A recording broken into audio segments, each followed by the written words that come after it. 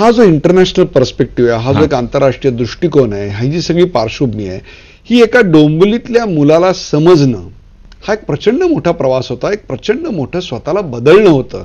समाजाला, जगाला समजून घेण्याकरता स्वतःचा किल्ला फार मोठा, म्हणजे जेवढी यात्रा तुम्ही बाहेर केलीत तेवढीच यात्रा आत केलेली असणार. हा प्रवास कसा होता? हा प्रवास टप्प्याटप्प्याने झाला. कोणीच म्हणजे प्रवास कधी एका रात्रीत करत नाही. आणि मला लहानपणीच कळलं की प्रवासामध्ये डेस्टिनेशन जे आपलं गंतव्यस्थान आहे ते तर महत्वाचं असतं, पण त्याही पेक्षा जास्त म्हणजे आपण दररोज कसा प्रवास करतो ते महत्वाचं असतं. पण आपण प्रवास करत राहिला पाहिजे ह्याची जाणीव मला आली. आणि त्या दृष्टीने मी पहिली पायरी जी घेतली ती ज्यावेळेला मी बीकॉमची परीक्षा दिली त्याच वेळेला मी पहिली पायरी घेतली, पहिली पायरी चढली. आणि त्यावेळेला मी माझ्या बीकॉमच्या अभ्यासासाठी आंतरराष्ट्रीय अर्थशास्त्र हा एक विषय होता. त्याचा मी इतर सर्व विद्यार्थ्यांप्रमाणे अभ्यास करायचो. पण त्यावेळेला मला कळलं की आंतरराष्ट्रीय आर्थिक जी परिस्थिती आहे किंवा जे स्ट्रक्चर आहे त्याच्यामध्ये काही उणीवा आहेत. तर त्या उणीवा कशा काढतात येतील म्हणून मी त्याच्यावरती एक पेपर लिहिला. आणि तो पेपर सगळीकडे सर्क्युलेट झाला आणि त्यामुळे जगभर त्याच्यावरती चर्चा सुरू झाली. त्यावेळेला वर्ल्ड बँकेचे अध्यक्ष होते रॉबर्ट मॅकनमारा. तर त्यांनी तो पेपर संपूर्ण जागतिक बँकेमध्ये सगळीकडे सर्क्युलेट केला. त्यावेळेला तेल निर्यात करणारी जी राष्ट्र आहेत ओपेक, त्यांची जी संघटना तेल निर्यात करणाऱ्या राष्ट्रांची, ती एक जबरदस्त म्हणजे सगळ्यांना अतिशय पाश्चिमात्य राष्ट्रांना देखील खूप अशी म्हणजे भीती वाटणारी अशी जबरदस्त संघटना होती. त्यांनी पण जो माझा पेपर होता तो सर्क्युलेट करायला सुरुवात केली. तर त्यामुळे माझा ह्या लोकांशी, जागतिक बँकेचे अध्यक्ष रॉबर्ट मॅकनमारा, ओपेकचे सेक्रेटरी जनरल वगैरे ह्या लोकांशी माझा पत्रव्यवहार आणि 20व्या वर्षी संबंध आला.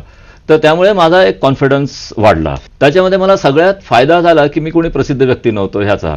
त्यामुळे मी जे लिहिलं होतं त्याला केवळ त्याची जे मेरिट आहे किंवा गुणवत्तेवर झालं. तर आणि मी फक्त एक 25 रुपये त्यावेळेला लागले खर्च करून एक लेटर तयार केलं आणि त्यात मी एवढाच फक्त माझा एक पत्ता फक्त छापलावरती, संदीप आसलेकर 322 दत्तनगर डोंबिवली पूर्व ठाणे 421 201 इंडिया. तर ह्या सगळ्यांना काय वाटलं की हा माणूस स्वतःची डिग्री लिहित नाही, पोझिशन लिहित नाही, म्हणजे ह्याचा अर्थ हा खूप मोठा कोणतरी पूर्वीचा फायनान्स मिनिस्टर वगैरे असा कोणतरी असेल.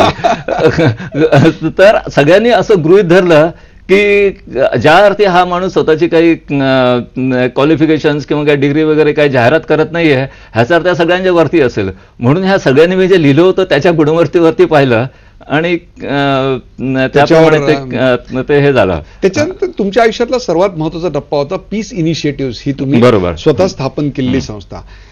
त्याच्यात दोन प्रश्न मला आहेत. एक तर पीस इनिशिएटिव्ह आपण स्थापन करावं असं तुम्हाला का वाटलं आणि या संस्थेमार्फत तुम्ही नेमकं काय काम केलं? पीस इनिशिएटिव्ह स्थापन झाली 1991-92 साली.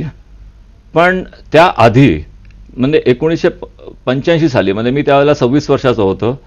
तर त्यावेळेला युनोने आंतरराष्ट्रीय युवा वर्ष आणि आंतरराष्ट्रीय शांती वर्ष अशी 2 वर्ष एकामागोमाग एक जाहीर केली होती. म्हणजे 1985 आणि 1986 किंवा 1984 आणि 1985. तर त्यानिमित्ताने कॅनडामध्ये एक खूप मोठी आंतरराष्ट्रीय युवा शांती परिषद अशी भरली होती. आणि माझ्या ऑक्सफर्डमधल्या असलेल्या सगळ्या खोड्या सगळ्यांनी ऐकलेल्या होत्या. तर त्यामुळे ह्या शांती परिषदेचं उद्घाटन करण्यासाठी कॅनडाहून मला आमंत्रण आलं. तर मी पुन्हा एकदा अजून एक खोडी काढली. मी म्हटलं मी उद्घाटन करण्याला विमानाने इकडनं तिकडे जाणार नाही. तर मी इकडनं रोमला गेलो आणि रोम ते ऑटवा अशी मी शांती यात्रा काढली. ही शांती यात्रा काढून ज्यावेळेला मी लंडनला गेलो त्यावेळेला कॉमनवेल्थचे महासचिव सोनी रामफाल हे खूप मोठी व्यक्ती होती. तर त्यांनी मला तिथे रिसिव्ह केलं. वॉशिंग्टनला गेलो तेव्हा पेंटागॉन म्हणजे अमेरिकेचं संरक्षण खातं त्यांनी मला भेटण्यासाठी बोलवलं. फॅसिनेटिंग आहे की डोंबिवलीतल्या दत्तनगरमध्ये राहणाऱ्या एका मुलाचं स्वागत करायला इतकी प्रचंड मोठी माणसं जगातल्या इतक्या देशांमध्ये हजर होती. इथे सगळेजण होते आणि त्या सगळ्यांना माझ्याशी चर्चा करून त्यांची जी काही धोरणं आहेत ते स्पष्ट करून सांगावी असं त्यांना म्हणजे त्याची गरज वाटत होती. तर ह्यामुळे मला आंतरराष्ट्रीय शांती प्रयत्नांची ओढ लागली होती. आणि नंतर आंतरराष्ट्रीय राजकारणात जेव्हा बदल व्हायला लागले म्हणजे बर्लिनची वॉल कोसळली, सोव्हिएत युनियनमध्ये बदल झाले, त्यावेळेला मी विचार केला की ह्या बदलांमुळे पुढे चांगलंही होऊ शकतं जगाचं, वाईटही होऊ शकतं, काय होणार माहिती नाही. तर आपण आपल्या दृष्टीने काहीतरी आंतरराष्ट्रीय शांती प्रयत्नात हातभार लावावा म्हणून मी पीस इनिशिएटिव्हची स्थापना त्या दरम्यान केली. तर त्यावेळेला मला मिखाईल गोर्बाचेव जे सोव्हिएत युनियनचे प्रेसिडेंट होते त्यांनी मला भेटण्यासाठी बोलवलं चर्चा करण्यासाठी, आणि मी क्रेमलिनमध्ये जाऊन त्यांना भेटलो. तर तिथे त्यांनी एका छोट्या परिषद त्यांनी घेतली होती, त्या निमित्ताने त्यांनी मला बोलवलं. तर तिथे अल्बर्ट गोर पण आले होते. हां, की त्यावेळेला ते फक्त सिनेटर होते आणि असे अनेक देशांचे नेते होते. मी जवळजवळ 101 जगातल्या नेत्यांची मी भेट घेतली आणि त्यापैकी 40 जणांचे मी विचार लक्षात घेऊन मी तो न्यू वर्ल्ड ऑर्डर रिपोर्ट तयार केला. तर त्यावेळेला मी त्यांना सल्ला देणं असं म्हणणं थोडं अतिशक्तीचं ठरेल, पण त्यांच्याबरोबर चर्चा करून चर्चेचा गाभा तो आला. आणि त्या रिपोर्टवरती म्हणजे बऱ्याच जणांनी विचार केला आणि त्यातले जे काही विचार आहेत ते नंतर बऱ्याच ठिकाणी म्हणजे ते पुढे आले. नंतर तुम्ही स्ट्रॅटेजिक फोरसाईट ग्रुप अशा प्रकारच्या एका संस्थेची बांधणी केली आणि त्याच्यातर्फे तुम्ही खूप मोठं काम केलेलं आहे. काय सांगाल या संस्थेविषयी? तर काय झालं की पीस इनिशिएटिव्ह मध्ये साधारण 10 वर्ष माझं काम चालू होतं, पण हे काम बऱ्याचशा प्रमाणामध्ये म्हणजे जे मतभेद आहेत त्यांना सावरणं किंवा त्याच्यातून मार्ग काढणं असं होतं. काश्मीरमध्ये बऱ्याच प्रमाणामध्ये मी काम केलं त्यावेळेला, पण हे सगळं म्हणजे असं पडद्याच्या मागून चालायचं. स्ट्रॅटेजिक फोरसाईट ग्रुप म्हणजे काय, तर फोरसाईट हा शब्द त्यातला महत्वाचा आहे. हा, म्हणजे फोरसाईट म्हणजे फोरकास्टिंग विथ इनसाईट, म्हणजे भविष्याकडे बघायचं, पण ते भविष्याकडे बघायचं म्हणजे एक ज्योतिषी म्हणून नाही किंवा एक सहज गंमत म्हणून नाही, तर त्याच्यामध्ये तुम्हाला एक सायंटिफिक कशी म्हणजे शास्त्र शुद्ध अशी एक इन्साईट असली पाहिजे.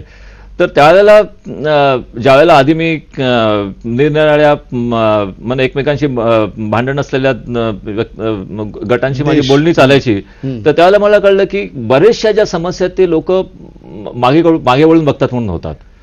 हा, म्हणजे 1975 मध्ये हे तुम्ही चुकीचं केलं, 1971 मध्ये हे तुम्ही चुकीचं केलं, म्हणून हे सगळे ह्या सगळ्या समस्या होतात. पण जर का लोक पुढे जर का बघायला लागली, म्हणजे गतकाळाची सावली वर्तमान काळावर पडत होती, त्यामुळे वर्तमान काळ खुंटला होता. त्याला जर बाहेर काढायचं असेल तर कुठेतरी भविष्याकडे बघायला पाहिजे. हा, तर मग मी काय विचार केला की जो गतकाळ आहे तो तर होऊन गेलाच, त्याची सावली वर्तमान काळावरती येऊन काहीच फायदा नाही.